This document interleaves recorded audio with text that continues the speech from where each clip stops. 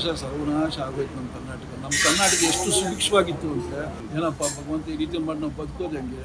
ತುಂಬ ಹೋಪ್ಲೆಸ್ ಸರ್ಕಾರ ಅಂದರೆ ಇದೆ. ಜನ ಈ ಸರ್ಕಾರನ ನಂಬಿಕೊಂಡು ಇವ್ರು ಯಾವಾಗ ಈ ಗ್ಯಾರಂಟಿಗಳೆಲ್ಲ ಕೊಟ್ಟುಬಿಟ್ಟು ನಮಗೆ ಕೂಲಿಗೆಟ್ಟು ಸರ್ಕಾರ ಇದೆ, ಕೂಲಿಗೆಟ್ಟು ಸರ್ಕಾರ. ಇನ್ನೊಂದು ಏನಪ್ಪ ಅಂದ್ರೆ ಇವರು ಯಾವತ್ತು ಇವೆಲ್ಲ ಕೊಟ್ಬಿಟ್ರು ದೇಶ ಸರ್ವನಾಶ ಆಗೋಯ್ತು ನಮ್ಮ ಕರ್ನಾಟಕ ಎಷ್ಟು ಸುಭಿಕ್ಷವಾಗಿತ್ತು ಅಂದರೆ ಇವತ್ತು ಅಧೋಗತಿಗೆ ಬಂದು ನಿಂತೈತೆ. ಜನ ಯಾರು ಸಾಯಿಸೋದು ಬೇಕಾಗಿಲ್ಲ, ಚಾಕು ಹಿಡಿಯೋದು ಬೇಕಾಗಿಲ್ಲ, ಅವರಾಗವರೇ ಸತ್ತೋಗ್ತಾರೆ. ಆ ಮಟ್ಟಕ್ಕೆ ತಂದಿಕ್ಕಿದ್ದಾರೆ ಇವರು. ಬೆಳಗ್ಗೆ ಆದರೆ ಅದು ಶಾಕು, ಈ ರೇಟು ಜಾಸ್ತಿ ಅಂದರೆ ಜನ ಬದುಕೋದಿಲ್ಲ. ಯಾರು ಕೇಳಿದ್ರು ಗ್ಯಾರಂಟಿ ಅಲ್ವಾ? ನಾನು ಒಂದೇ ಒಂದು ಮಾತು ಗ್ಯಾರಂಟಿ, ಜಾತಿ ಮತ ಯಾವುದು ನೋಡಬೇಡಿ, ಹೆಣ್ಣು ಗಂಡು 60-65 ವರ್ಷ ಫಿಕ್ಸ್ ಮಾಡಿ ಅವ್ರಿಗೆ ಆರಾಮಾಗಿ ಓಡಾಡೋಕ್ಕೂ ಬಸ್ಸಲ್ಲೋ ಟ್ರೈನಲ್ಲಿ ಫ್ರೀ ಕೊಡ್ತೀವಿ. ತಿಂಗಳಿಗೊಂದು 3,000 ಹಾಕಿ ಅವ್ರ ಅಕೌಂಟ್ಗೆ, ಅವ್ರು ಮುಂದೆ ಮುಚ್ಕೊಂಡು ಹೋಗಲಿ. ಎಷ್ಟು ಚೆನ್ನಾಗಿರುತ್ತೆ ಗೊತ್ತ ದೇಶ. ಅವ್ರು ಆಶೀರ್ವಾದ ಮಾಡ್ತಾರೆ. ಯಾವ್ಯಾವ ಗಟ್ಟಿಯಾಗಿರೋರಿಗೆ ತಿಂದು ಕುಡಿಯೋರಿಗೆಲ್ಲ 2,000 ಕೊಡ್ತೀವಿ, 3,000 ಕೊಡ್ತೀವಿ ಅಂದರೆ ಏನು ಪ್ರಯೋಜನ? ಇದರಿಂದ ಜನ ಒಳ್ಳೆಯವ್ರು ಕೆಟ್ಟೋಗೋದು ನೋಡ್ತಾರೆ ಹೊರತು ಯಾರು ಒಳ್ಳೆಯವ್ರು ಆಗಲ್ಲ. ಇದು ನಮ್ಮ ಅನಿಸಿಕೆ. ಓಕೆ, ಎಷ್ಟು ಕಷ್ಟ ಆಗ್ಬೋದು ಬೆಂಗಳೂರಲ್ಲಿ ಬದುಕಕ್ಕೆ? ಇವಾಗ ಗಾಡಿಗಳಿಂದ ಆಚೆ ಹೋಗೋಕ್ಕಾಗಲ್ಲ. ಆಗಲ್ಲ ಸರ್. ತುಂಬ ಬೆಳಿಗ್ಗೆ ಆಯ್ತು ಅಂದರೆ ಹಾಲು ಬೇಕು, ಕರೆಂಟ್ ಬೇಕು, ಎಲ್ಲ ರೇಟು ಜಾಸ್ತಿ ಮಾಡಿದ್ದಾರೆ ನೋಡಿ. ಇವತ್ತು ನಾವೇ ನೋಡಿ ಬೆಳಗ್ಗೆ ಅಂತ ತಲೆ ಮೇಲೆ ಕೈ ಇಟ್ಕೊಂಡು ಕೂತಿದ್ದೀವಿ. ಏನಪ್ಪ ಭಗವಂತ ಈ ರೀತಿ ಮಾಡಿ ನಾವು ಬದುಕೋದು ಹೆಂಗೆ? ಏನು ಆಧಾರ ಯಾವುದು ಹೇಳಿ? ಏನೋ ನಾವು ಗೌರ್ಮೆಂಟ್ ಎಂಪ್ಲಾಯ್ ಆದರೆ ಏನೋ ಒಂದು ಪೆನ್ಷನ್ ಬರುತ್ತಪ್ಪ, ಒಂದು 10,000 ಏನೋ ಖರ್ಚು ಮಾಡ್ತಾರೆ. ನಮ್ಗೆ ಯಾರು ಆಧಾರ ಇದ್ದಾರೆ? ಏನೇ ಇರಲಿ ಮಕ್ಕಳು ಎಷ್ಟುವರೆಗೂ ನೋಡ್ಕೊತಾರೆ, ಊಟ ಹಾಕ್ತಾರೆ ಅಷ್ಟೇ. ಯಾವುದೇ ಮಕ್ಕಳಾಗಲಿ ಎಲ್ಲೋ 100-10 ಜನ ಮಕ್ಕಳು ಅವ್ರಿಗೇನು ಬೇಕು ಎಲ್ಲ ಸೌಕರ್ಯ ಮಾಡ್ತೀನಿ. 80% ಅಂತೂ ಗ್ಯಾರಂಟಿನಾ? ಅವ್ರೇನಪ್ಪ ಕೆಲವರು ಅಳಲು ಒಳಗಡೆ ನುಂಗಿ ಬಾಧೆ ಪಡ್ತಾರೆ, ಕೆಲವರು ಹೇಳ್ಕೊಂತಾರೆ.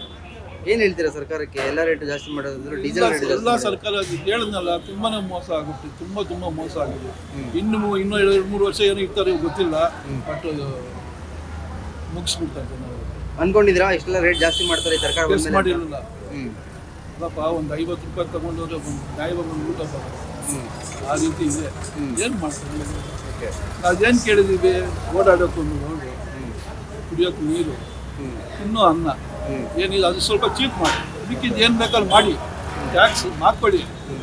ಒಂದು ಗಾಡಿ 1 ಲಕ್ಷ 2 ಲಕ್ಷ ಮಾಡ್ಕೊಳ್ಳಿ, ಓಡಾಡೋಬೇಕು, ಏನೋ ಅವ್ರಿಗೆ ಏನಾದರೂ ಮಾಡ್ಕೊಳ್ಳಿ.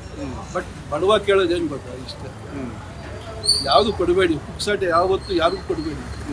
60-65 ವರ್ಷ ಫಿಕ್ಸ್ ಮಾಡಿಬಿಟ್ಟು ಅವ್ರಿಗೆ ಕೊಡಿ. ಯಾಕಂದ್ರೆ ಅವರಿಗೆ ಕೈ ಕಾಲು ಎಲ್ಲ ಓಡಾಡೋಕ್ಕಾಗಲ್ಲ, ಯಾರೂ ಸಪೋರ್ಟ್ ಇರೋಕ್ಕಿಲ್ಲ. ಅದು ಕೊಟ್ಟರೆ ನೋಡಿ ಆವತ್ತಿನ ದಿವಸ ನಾನು ನ್ಯಾಯವಾದ ಗೌರ್ಮೆಂಟ್ ಅಂತ ಹೇಳಿ.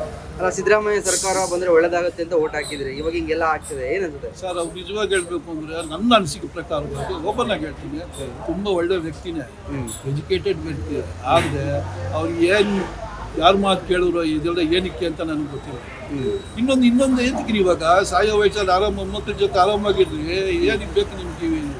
ನೋಡಿ ಇವಾಗ ಇಷ್ಟು ವರ್ಷ ನೀವು ಒಳ್ಳೆಯವರು ಅಂತ ಅನ್ಸ್ಕೊಂಡು ಇವಾಗ ಏನಾಗ್ತಾ ಇದೆ? ಎಲ್ಲರೂ ಒಂದು ಕಡೆಯಿಂದ ಮಕ್ಕಳ ಮೇಲೆ ಉಗಿತಾ ಇದ್ದಾರೆ. ಬೇಕಾಗಿತ್ತು. ತುಂಬ ಹೋಪ್ಲೆಸ್ ಸರ್ಕಾರ ಅಂದರೆ ಇದೆ.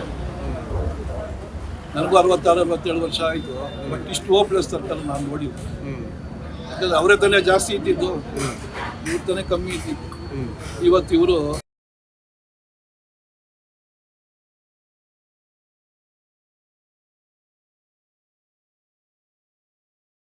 Beet plus Karnataka.